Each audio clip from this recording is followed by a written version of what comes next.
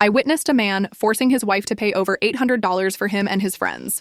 I took cold stone revenge on her behalf. I've been working as a server at one of the fanciest restaurants downtown for 6 years now. In that time, I've seen just about every kind of customer walk through those doors. You get couples on first dates, eyes sparkling and nerves showing through little laughs and stumbles. Families come in to celebrate birthdays, their toddlers leaving behind trails of cake and sticky fingerprints. Businessmen meet over stiff drinks, looking more like they're interrogating each other than having a meal. It's a fascinating window into people's lives. Most nights, it's just background noise. But every now and then, something happens that sticks with you. The other night was one of those times. There used to be this couple, Jack and Laura, who were regulars. They came in almost every week, always together. At first, they were adorable.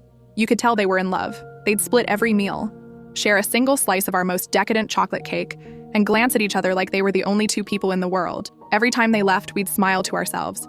It was nice to see a couple so in sync. But something changed. Over time, slowly the energy around them shifted.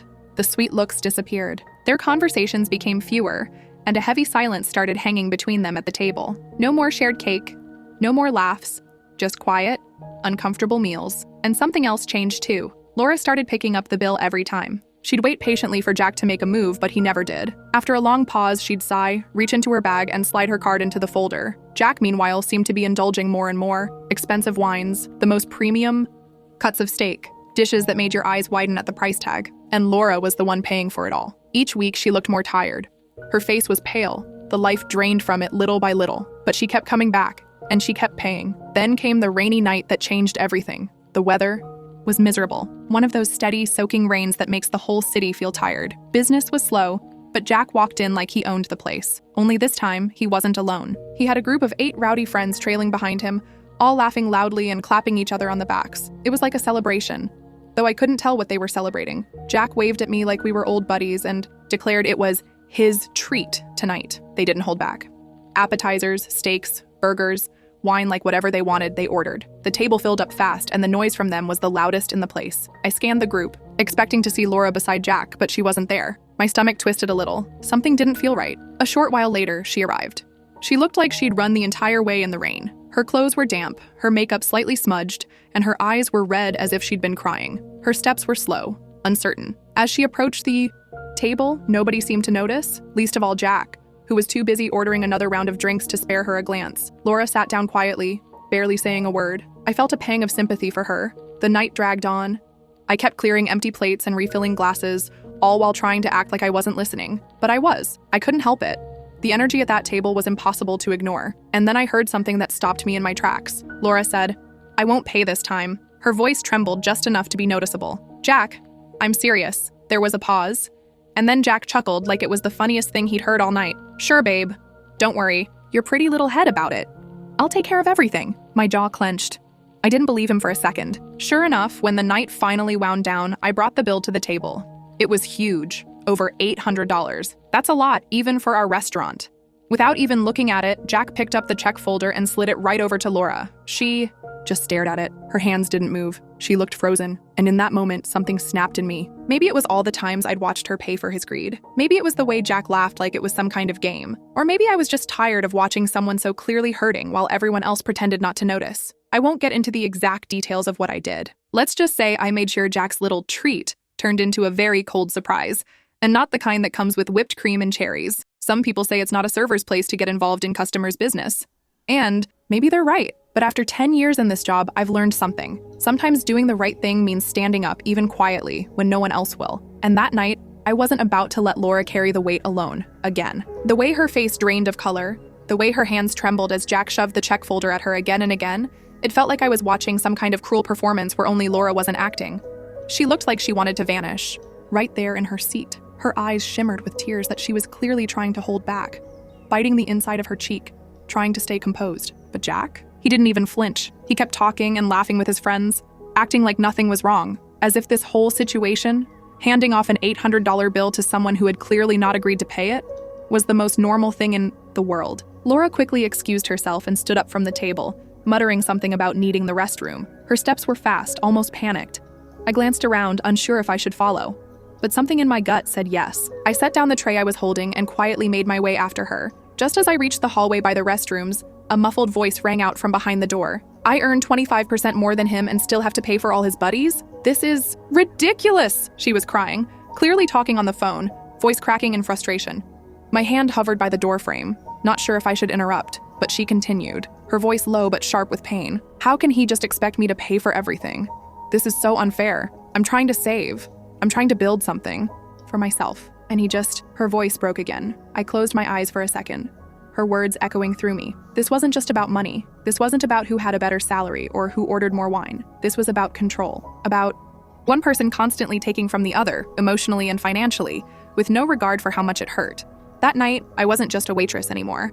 I wasn't just someone bringing bread baskets and refilling glasses. I was a witness to something wrong, something I couldn't ignore. A moment later, Laura emerged from the restroom, dabbing her eyes with a napkin that was already soaked and crumpled in her hand. Her mascara had smudged slightly under her eyes, and her expression was one of pure emotional exhaustion. She looked like she had nothing left to give. I stepped forward gently. "Laura," I said, keeping my voice low and soft. "Are you all right? Is there anything I can do?" She looked at me with surprise. People don't usually expect a server to step in, but the question opened a door she clearly needed. Her lips quivered, and her eyes filled with tears again. "Jack keeps insisting I pay for everything," she whispered. "I can't afford to do this all the time. I'm tired. I can't keep doing this." There it was. The confirmation of what I had feared, what I had suspected from watching them week after week. It wasn't just a bad night. It was a pattern, a burden she'd been carrying quietly, alone. My heart ached for her. And then just like that, a reckless, risky idea began forming in my head. I knew it wasn't the safest plan. I knew I could get in serious trouble, maybe even lose my job. But looking at her, I also knew I couldn't just go back to pretending. I couldn't clear plates and smile like everything was fine. I took a deep breath and leaned in close. "Listen," I whispered. "Here's what we're going to do. When I come back to the table, pretend you've gotten an urgent phone call. Step away and leave. Just walk out. Don't worry about the bill. I'll take care of it." Laura stared at me, shocked. For a moment, she looked like she didn't understand what I'd said. Then a flicker of hope lit her tired eyes. "Are you sure?" she asked softly. "What about your job? Won't you get in trouble?" I gave her hand a light squeeze. I didn't have all the answers, and I couldn't predict what would happen next. But I knew this. Laura needed someone to believe her, someone to help, even if just for this one night. "Don't worry about me," I told her. "Just trust me." She hesitated for a beat longer, then slowly nodded. Her fingers tightened around her phone as she turned to head back to the table. I watched from a distance as she walked slowly, steadily, her chin just a bit higher now. She was tapping something on her phone, probably setting up the act. My heart thudded in my chest, loud enough that I thought someone might hear it. Back in the kitchen, I paced for a moment, trying to steady my nerves. I had no idea if this was going to work. My legs felt unsteady, my palms were damp, and every second that ticked by felt like a full minute. Finally, I stepped back out into the dining room, past the clatter of cutlery and soft murmur of other tables, and approached theirs with a smile I had to force onto my face. Jack was still laughing with his friends, arms stretched across the back of his chair like he was the king of something. He didn't even glance up at me. "Excuse me?" I said, clearing my throat gently. "Nothing." I stood there for a moment, waiting. Laura's phone buzzed lightly on the table, and she picked it up quickly. "Sorry, I have to take this," she said, rising to her feet. Jack barely nodded, already deep into another story. Laura slipped away, her pace calm and collected. And, just like that, she was gone. I turned and walked back toward the kitchen, fighting the overwhelming urge to look back. My chest felt tight, but there was a strange lightness too, because for the first time someone had told Jack no, and it felt like the right kind of trouble. I took a deep breath, smoothed out my apron, and stepped out of the kitchen with my heart pounding against my ribs. Every step toward that table felt like walking a tightrope. One wrong move, and this whole plan could fall apart. But I kept my pace steady, my face calm. I had played the polite server role for years, and tonight I was about to give the performance of a lifetime. As I approached Jack's table, I glanced around the dining room one last time. Everything else was running smoothly. Other customers were chatting, eating, laughing, completely unaware that a quiet little storm was about to erupt in our cozy corner booth. Jack was still holding court like a wannabe king, arms sprawled across the back of the seat, wineglass in hand, grinning as he told some half-loud story to his friends. They were trying to listen, but I could see some of them were already a little uneasy. Maybe it was the food piling up on the table, or the realization that Laura hadn't come back. Either way, the mood was shifting. I stopped beside the booth, took another breath, and put on my best professional voice. The one that's all sweetness with just a hint of tension beneath the surface. "Excuse me, sir," I said, loud enough for everyone at the table to hear. "The manager just informed me there's been a bit of a mix-up with your reservation." Jack puffed out his chest like a rooster getting ready to crow. He flashed me a condescending smile. "What mix-up? We made a reservation for 9 just fine. I confirmed it myself yesterday." I nodded sympathetically, keeping my tone steady and polite. "Yes, sir. I understand. But unfortunately, it appears that this particular table was double booked. We have another large party arriving shortly, and they specifically requested this booth. That got his attention. His grin faltered slightly as he leaned forward. Double booked? You mean we have to leave? But we already ordered. Yes, sir, I said, my tone shifting just slightly from sweet to firm. I completely understand, and I apologize for the inconvenience. But because the reservation was made under a different name and was logged earlier in the system, we have to honor the original request. We won't be able to let your party remain at this booth. The shift at the table was immediate. His friends, who had been laughing and sipping drinks just a moment ago, now looked around awkwardly. One guy rubbed the back of his neck.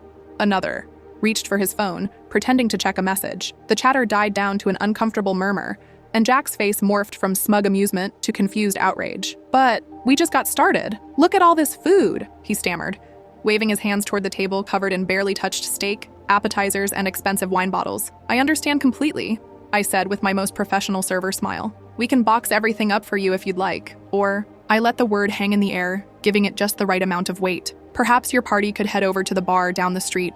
They specialize in large groups, and I believe they're not too busy tonight. Jack's face turned red, bright red. He looked like he'd just swallowed a lemon whole. He knew exactly which bar I was talking about. Everyone in this part of town did. It was a dark, dingy dive known for greasy burgers, cheap beer, and sticky booths.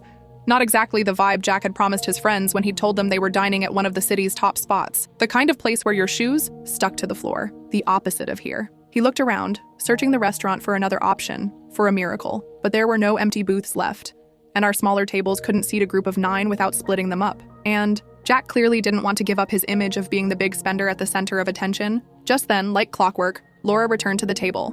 She walked quickly, phone to her ear, putting on a performance of her own. Her voice was just loud enough to carry, every word practiced, but natural. "Oh my gosh," she exclaimed. "I completely forgot. I have that meeting with a client in 15 minutes. I have to leave right away." She turned to me, giving me a quick, "Thank you," and then shot a glance at Jack. A look that said everything without saying a word. Then she grabbed her purse and walked straight out of the restaurant without looking back. Jack didn't even try to stop her. He stared after her, frozen, too stunned to react. The silence at the table stretched long and awkward. His friends looked at one another, clearly starting to get the picture. Whatever illusion Jack had tried to maintain all night had shattered. There was no fancy dinner, no generous host, and now no girlfriend to foot the bill. One by one, they started making their own excuses. "I just remembered I've got an early morning tomorrow. Yeah, I should probably get going too. Hey man, this was fun. Let's catch up next week, yeah?" They mumbled their way through fake apologies, gathering jackets and phones, avoiding eye contact with Jack. They slipped away quickly, some heading for the exit, others pretending to get calls of their own. In the end, the man who had walked in so proud, so loud, was left completely alone. He sat there at the booth, surrounded by plates of untouched food, bottles of wine that no one had finished, and an $800 bill sitting squarely in front of him. His hands rested on the edge of the table, motionless. His face was drained of color, the arrogant flush now replaced by pure, sinking panic. I didn't say anything else as I walked past. There was nothing left to say. He had made the mess. Now he'd have to clean it up. And for the first time in what must have been a very long time, Jack didn't get to walk away from the consequences. But, the bill, Jack stammered, his voice rising into a high-pitched, frantic tone that seemed to slice through the air. His cheeks were flushed with rage, turning from red to a deep, almost purple color as he tried to maintain his composure. His eyes darted from the bill to the empty chairs where his friends had just been, now gone without a trace. I kept my voice steady, the calm professionalism of years of waiting tables in this upscale restaurant kicking in. "Unfortunately, sir, you're responsible for the bill for the entire party." Jack's face twisted, his mind clearly racing, trying to figure out a way out of this predicament. But there was no way out.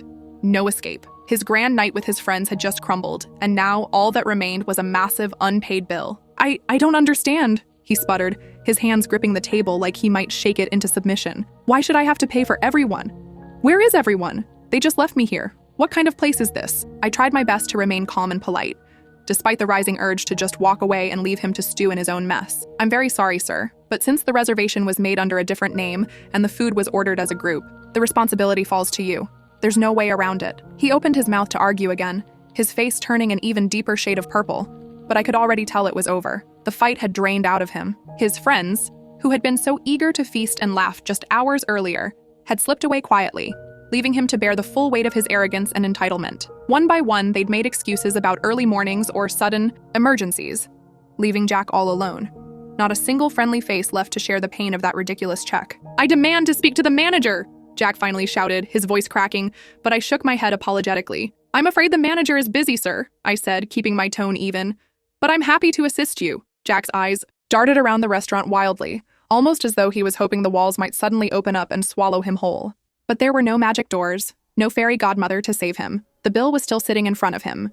$800 of overpriced food, wine, and a long list of bad decisions. The weight of it all seemed to settle on his shoulders as he stared at the check, his fingers trembling as he reached for his wallet.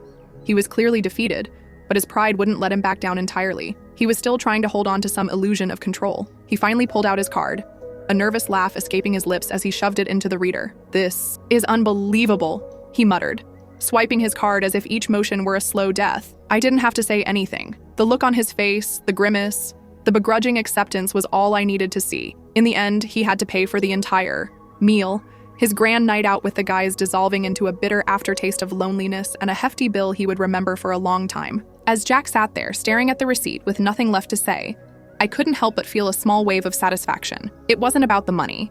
It was about watching him finally face the consequences of his actions. For the first time, in a long while, someone had held him accountable, and that was enough for me. The next day, just as the lunch crowd started trickling in, the door to the restaurant swung open with a little chime, signaling a new arrival. I glanced up from my station, and to my surprise, it was Laura, looking like she had finally exhaled after holding her breath for days. She scanned the room with that familiar, kind gaze, and when her eyes landed on me, she made a beeline straight for my station, her steps light and determined.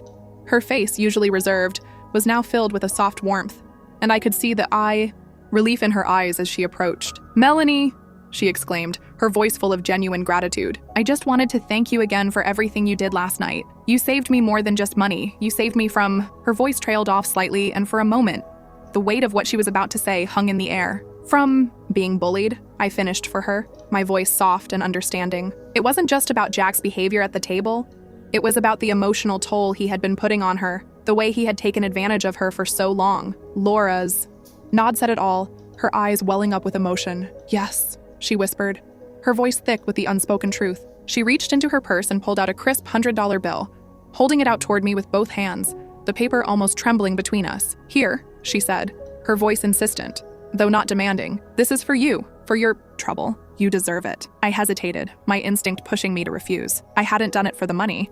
I had done it because I couldn't watch her go through what she was going through, especially not in front of me. But as I looked at Laura, at the genuine appreciation in her eyes, the sincerity in her voice, I couldn't bring myself to turn her down. "Thank you, Laura," I said, my voice warm, accepting the bill with a smile. But honestly, seeing the look on Jack's face was reward enough. We both chuckled at the thought, a shared sense of camaraderie between us that hadn't existed before. It was a fleeting but powerful moment. Two women, both standing up for what was right, even in small ways. It felt like a bond had formed between us, a bond built on the understanding of what it takes to stand up to someone who thinks they can push you around. "So," I said with a mischievous glint in my eye, "what are you going to do with all that extra money you saved last night?" Laura's eyes sparkled and she leaned in conspiratorially. "Well," she said, a playful smile tugging at her lips, "I was thinking of treating myself to a fancy spa day.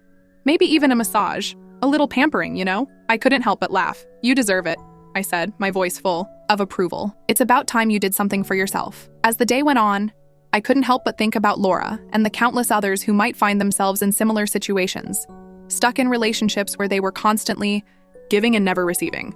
Maybe, I thought, my little act of rebellion, my choice to stand up for her when I didn't have to, could inspire someone else to do the same, to not stay silent, to not allow themselves to be taken advantage of. Laura's ordeal made me realize something important that day. Sometimes the most valuable things we can offer aren't on the menu. Sometimes the best service we can provide to someone isn't a plate of food or a drink refill, but it's a little bit of kindness, a dash of courage, and a whole lot of support. So, I have to ask, have you ever witnessed someone getting bullied like that? How did you react? What would you have done in my shoes?